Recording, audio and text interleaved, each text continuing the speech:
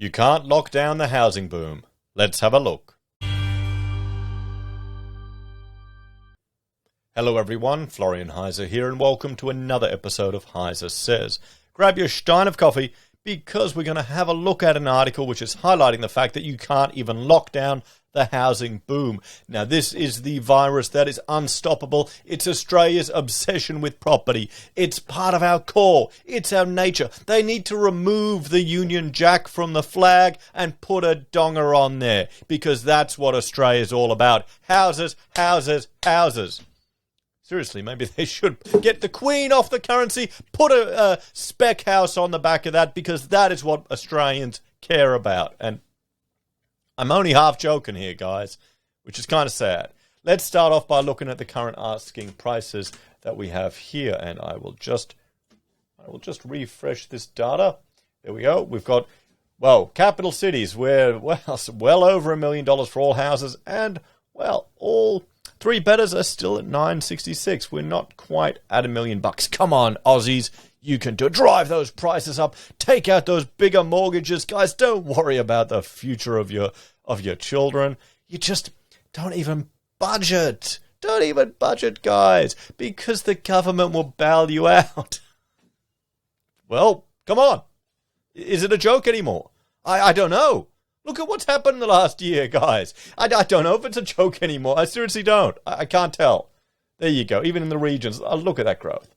You know, you bought that place, you know, in 2009 for $430,000, and now it's worth $679,000. That's all to do with your complete genius ability in buying at the exact place and the right time. And I'm sure you can take that skill and knowledge that you've developed there in sitting on your ass for a decade to any other business or skill. Well, you probably could. I'm sure you could, you know, civil service skills, maybe, perhaps. But you get what I mean, guys. In many ways, it's just luck for a lot of people. I mean, good on you. If you've done it, fantastic. You know, you're around at the pub. But let's have a look at this article, guys, because it's more FOMO fuel, really, isn't it? It has to be. And I mean, a $6.6 million house. We're not talking average people here. So, COVID-19 lockdown restrictions did little to dampen home buyer appetites on the weekend, and Sydney recorded another boom-time round of auction results. Oh, cheers to Sydney!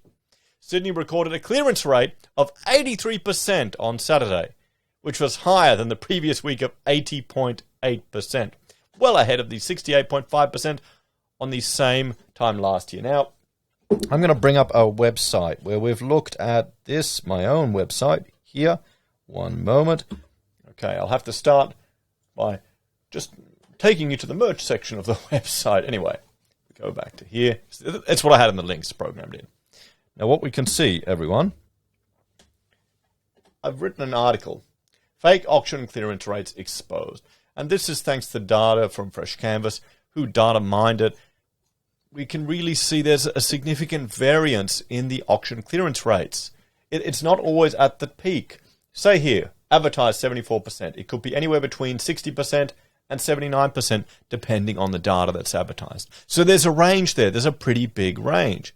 Because the thing is, real estate agents, they don't tend to, well, look at the guy here. You know, he got a nice tie, you know, gavel, and he probably just carries it around for going out to the pubs.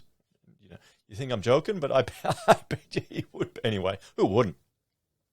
But the thing is, if they fail at selling a property, do you think they're going to go out of their way to advertise that fact?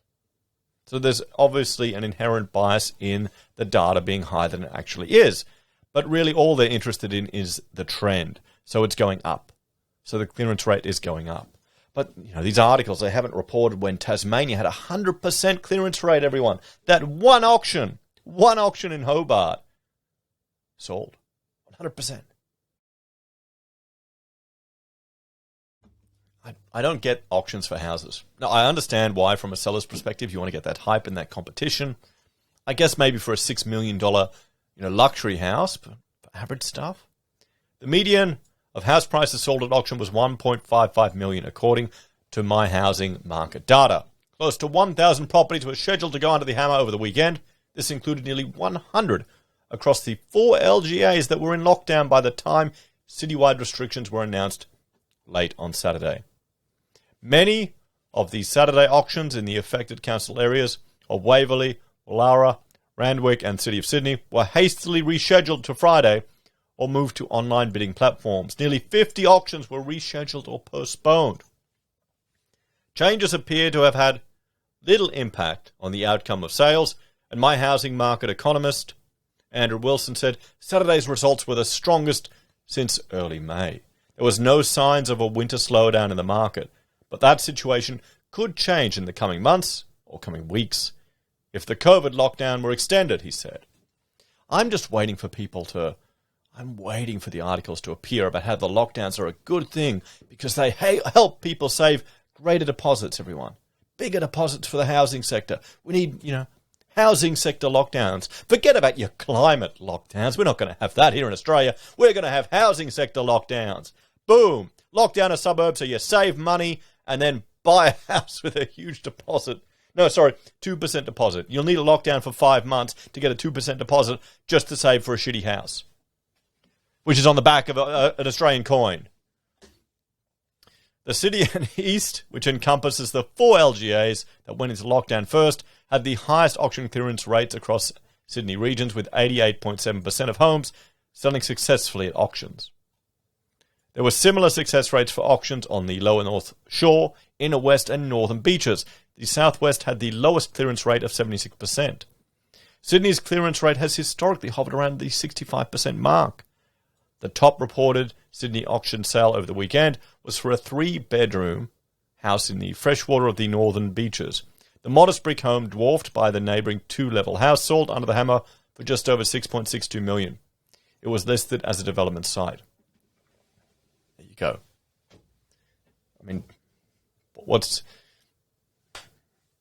a luxury house in nearby Seaforth sold for over $6 million, with the buyer paying $6.21. The highest sale in the east was the $5.48 million paid for the Victorian-style terrace in Woollahra. The auction for the McCure Street home was conducted in the dark on Friday. The most affordable home reportedly sold at auction was a 2-bedroom unit at Harris Street that sold for $365,000. So, what's the solution to this? It's going to be the broken record of getting off our addiction to property, guys. We need to get off this property addiction. It's strong in this country. I don't know if it can happen. What do you think? As always, thank you for watching. Please like, share and subscribe to the channel. Let me know your thoughts and opinions on this one in the comments down below. If you're a fan and enjoy the content I create here, there are a few ways you can help us. You can join the channel on YouTube or Patreon. Sign up for SelfWealth or Stake. Use our affiliate links at Amazon, eBay, Independent Reserve or AussieBroadband. Buy merch from HeiseSays. Use Gold Pass from the Perth Mint, or finally support us using good old PayPal. Take care. Have a great day. And before I go, make sure to join Rachel and I for our Twitch episode tonight, 7:30 Australian Eastern Standard Time, where we'll be having a discussion about online anonymity. What do you reckon? Take care. I'll see you later. Bye for now.